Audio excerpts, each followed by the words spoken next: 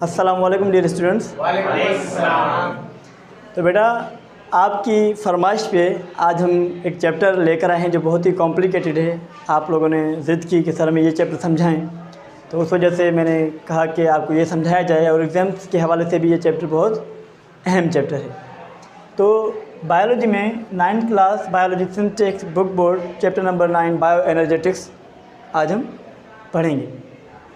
तो dear student, सबसे पहले हम इस वर्ड को देख लेते हैं कि बायो एनर्जेटिक्स वर्ड की मीनिंग क्या है। ये जितनी भी साइंस की जो टर्मिनोलॉजी होती है, तो सबसे पहले आप साइंस की टर्मिनोलॉजी में जो टर्म्स होते हैं उनमें जाया करें, उनकी मीनिंग को समझा करें। कोई भी टॉपिक हो साइंस में, साइंस से रिलेटेड कोई भी टॉपिक हो, तो सबसे पहले आप क्या करेंगे, उस वर्ड की मीनिंग को समझेंगे, तभी आपको वो टॉपिक समझ में आएगा। तो आ जाएँ, बायो एनर्जेटिक्स 2 ग्रीक वर्ड्स से बना हुआ है। जब मैं बात करूंगा बायो की तो आप उछल कूद कर बोलेंगे सर बायो मीन्स लाइफ, क्योंकि इंट्रोडक्शन ऑफ चैप्टर में हम पढ़ के हैं और आप मतलब you guys are really familiar with this word biology means bio means life and energetics means transformation of energy. हमें पता है कि बहुत से किस्म की एनर्जी इस दुनिया में बल्कि इस कायनात में एग्जिस्ट करती है। कुछ एनर्जी देखिए, potential energy, kinetic energy, mechanical energy, chemical energy, ये एनर्जी की इकसाम है। ठीक है, तो एनर्जेटिक्स ट्रांसफॉर्मेशन ऑफ एनर्जी। अगर कलेक्टिवली इसकी डेफिनेशन पर हम बात करें तो क्या आएगा, the study of transformation of energy from one form to another form. Means एक फॉर्म से लेकर एनर्जी की दूसरे फॉर्म में ट्रांसफॉर्मेशन होना को हम कहते हैं बायो एनर्जेटिक्स। इसका जो रिलेशन है वो साइंस की 3 जो ब्रांचेस हैं उनमें से पहला लाइट, फिज़िक्स में हम पढ़ते हैं, फिज़िक्स से भी इसका रिलेशन है। अब दूसरा बायो एनर्जेटिक्स, ऐसे ही बायो एनर्जेटिक्स, बायो का ताल्लुक बायो से है, बायोलॉजी से, तो बायोलॉजी से भी इसका रिलेशन हो गया। अब ये bio energetics, energy in living organisms, हमें पता है लिविंग ऑर्गेनिजम्स के अंदर मेटाबॉलिज्म होती है रिलेटेड टू केमिस्ट्री, तो केमिस्ट्री भी आगे, इन तीनों ब्रांचेस से इसका रिलेशन है। तो आ जाएं जी बेटा, ठीक है। अब आप आ जाएं, the study of transformation of energy from one form to another form is called bio energetics. अब हमें सबसे पहले ये मालूम होना चाहिए कि एनर्जी क्या है। एनर्जी हमने कह दिया कि energy is capacity to do work. क्या कहा हमने, कैपेसिटी टू डू वर्क, काम करने की सलाहियत को हम एनर्जी कहते हैं। ऐसे ही जैसे आपने देखा होंगे ऑटोमोबाइल्स होती है ना। अच्छा, ये सोर्स ऑफ एनर्जी मुख्तलिफ होते हैं। जैसे हमने बात की ऑटोमोबाइल्स की बात की हमने, जितने भी ऑटोमोबाइल्स हो गई, जैसे कौन कौन से ऑटोमोबाइल, जैसे हमने बात कर दी, हमने कार की बात कर दी, ठीक है, ये एक ऑटोमोबाइल है, ठीक है। बस की बात करें, ट्रक की बात करें, इनमें फ्यूल की ज़रूरत होती है। फ्यूल क्या करते हैं, एनर्जी देते हैं इन्हें, एनर्जी वजह से ये चलते हैं, ठीक है। इसी वजह से अगर हम बात करें अपने सेल फ़ोन की, वो कैसे चलता है, वो भी एनर्जी से।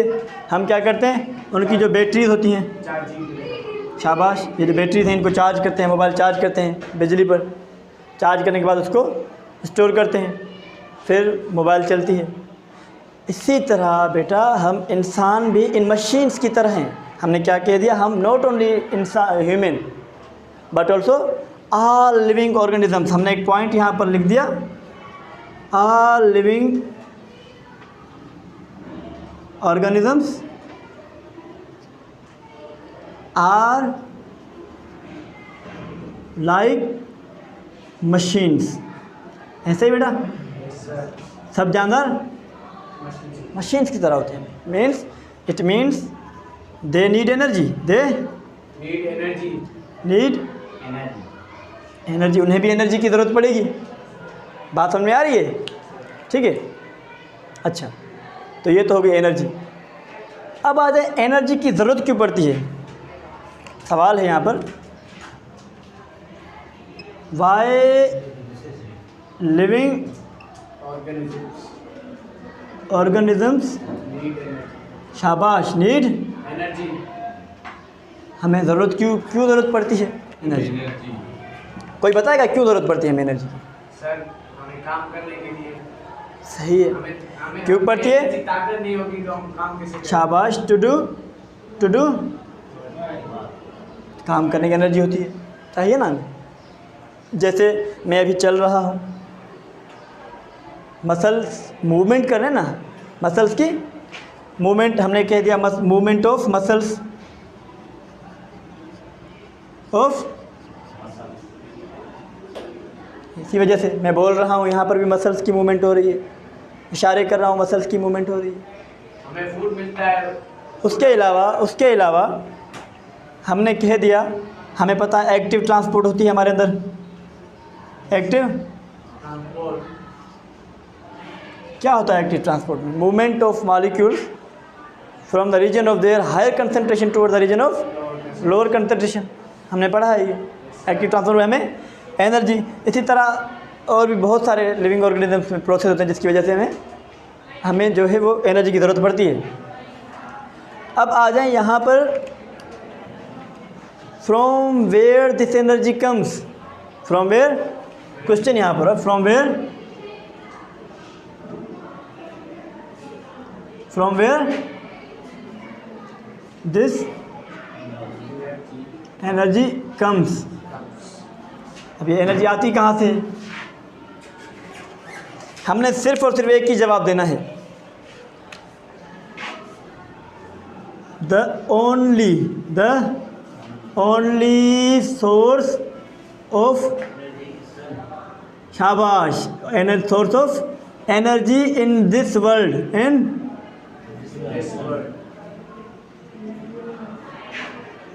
इस दुनिया में क्या है? कौन सा है?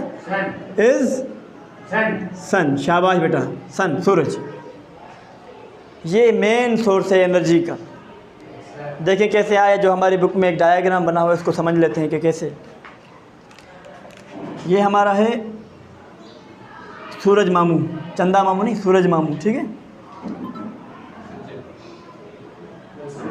ठीक है, चलो चाचू सूरज। अब इसमें से क्या आएगी? एनर्जी आएगी बेटा, क्या आएगी? एनर्जी आएगी, नो डाउट।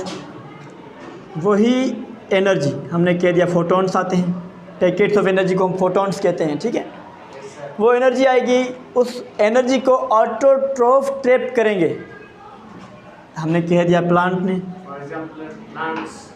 प्लांट इसको ट्रैप करेंगे। ऐसे ही प्लांट ट्रैप करेंगे तो इन्हें कौन खाएगा बेटा? ह्यूमन खाएंगे, काऊ खाएगी, काऊ ने खाया इसे, ठीक है। काऊ क्या है? हर्बीवोर है, लिखते हैं हम बाद में, ठीक है। उसके बाद उसे किसने खाया? लॉयन ने, उसने खाया। और बड़ा एक और बात आप याद रखने की आपके लिए है कि ये प्लांट अगरचा, ये प्लांट बरीड हो जाते हैं, क्या हो जाते हैं?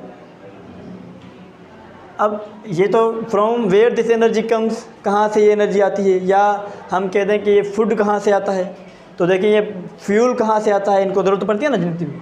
तो ये जब बरीड हो जाते हैं, ये प्लांट जब बरीड हो जाते हैं, दफन हो जाते हैं, तो मिलियंस ऑफ ईयर्स के बाद यही प्लांट्स कन्वर्ट हो जाते हैं।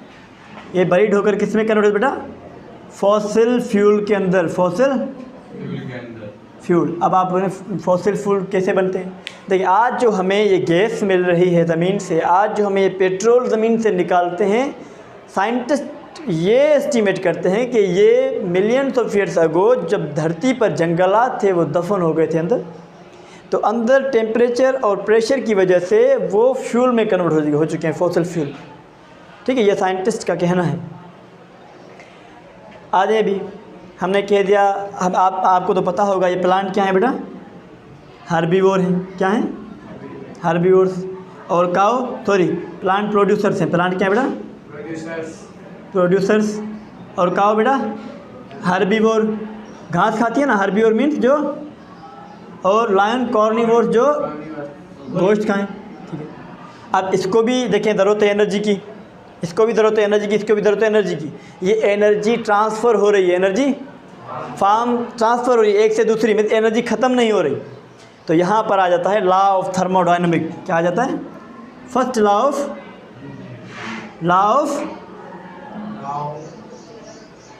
Thermo dynamic. वो लॉ क्या कहता है? उस लॉ में कहा जाता है energy can not be created, या energy can neither be created nor be destroyed. क्या कहा गया है बेटा इस लॉ में? Energy can neither be created शाबाश, can neither be created nor be destroyed. ना ही एनर्जी को हम ख़त्म कर सकते हैं और ना ही बना सकते हैं, या ना ही बना सकते हैं ना ही इसी तरह आपने देखा है मैटर को, मैटर भी इसी तरह है ना कि मैटर को ना ही हम बना सकते हैं और ना ही ख़त्म कर सकते हैं, चेंज हो सकता है।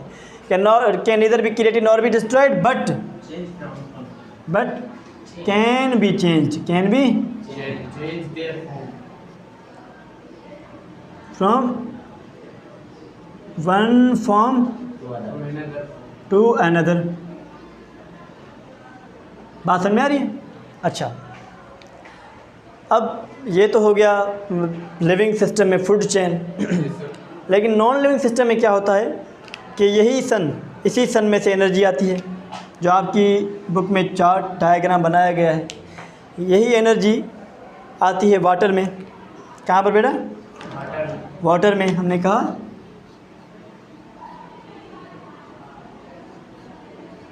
वाटर में, जैसे दरिया, रिवर मूव करता है ना मुसलसल दरिया, एनर्जी की वजह से। ग्लेशियर्स पे जब एनर्जी गिरती है तो वो बर्फ़ पिघलती है, पिघलने की वजह से दरिया वो ऊपर की सतह से नीचे आता है। ठीक है, ड्यू टू ग्रेविटेशनल फोर्स भी हो जाती है, या इनके दरमियान क्योंकि ये मॉलिक्यूल्स मुसलसल मूवमेंट करते रहते हैं, तो उनकी वजह से फिर हम क्या करते हैं, उनके आगे डैम बनाते हैं। क्या बनाते हैं? एक बाउंड्री बना देते हैं ताकि वो स्टोर रहे। क्या बनाते हैं? सिंधी में इसे बंद कहते हैं। क्या कहते हैं? डैम मीन्स बंद। तो ये डैम बना लेते हैं। अब क्या होगा कि उस डैम में से जब पानी गिरेगा तो वो मैकेनिकल एनर्जी अप्लाइड करेगा। किस पर? टरबाइन पर। कौन सी एनर्जी बेटा? मैकेनिकल एनर्जी, जो काम कराती है, मैकेनिकल। अब यहाँ पर एक टरबाइन लगा होगा मुसलसल, ठीक है, टरबाइन ये घूमते हैं। इस टरबाइन में से फिर जनरेट होगी इलेक्ट्रिकल एनर्जी। कौन सी एनर्जी जनरेट होगी?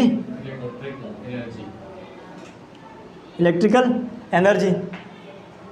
यही इलेक्ट्रिकल एनर्जी जब वायर के ज़रिए जाएगी कहाँ पर? बल्ब में। फिर क्या होगा? बिल्कुल, जैसे रात को हम रोशनी में देखें इस बल्ब से फिर लाइट एनर्जी जनरेट होगी। फिर लाइट एनर्जी, मतलब ये जो एनर्जी है ये ख़त्म नहीं हो रही, अपनी फॉर्म चेंज कर रही है। कभी पोटेंशियल में है, कभी काइनेटिक में है, कभी मैकेनिकल में है, कभी लाइट एनर्जी में है। बात समझ में आ रही है बेटा? तो आए यही ट्रांसफ़र हो रही है। अब देखें यहाँ पर भी ये एनर्जी ट्रांसफ़र हो रही है। तो this is called as transformation of energy. ये एनर्जी फॉर्म अपनी चेंज कर रही है, और कहाँ पर कर रही है? लिविंग ऑर्गेनिजम्स में। तो हमने इसे कह दिया transformation of energy in living system. हमने क्या कहा? The study of transformation of energy from one form to another form is called bioenergetic. लेकिन बेटा यहाँ पर एक बात याद रखने की है कि by living system, living system, ठीक है, बाय लिविंग, ठीक है बेटा, जो जानदार होते हैं। डियर स्टूडेंट्स, आज ये था एक brief introduction to bio energetics. उम्मीद है कि आपको समझ में आया होगा। तो इंशाअल्लाह ताला अगले लेक्चर से हम इसको अच्छी तरह से एक टॉपिक वाइज टॉपिक पढ़ना शुरू करेंगे। तो डियर स्टूडेंट्स, आपसे भी यही रिक्वेस्ट है कि आपने अगर चैनल को सब्सक्राइब नहीं किया तो सब्सक्राइब करें और बेल आइकन को दबाना ना भूलिए, ताकि आने वाला हर लेक्चर आप तक बआसानी पहुंच सके। अपना ढेर सारा ख्याल रखिएगा। अल्लाह।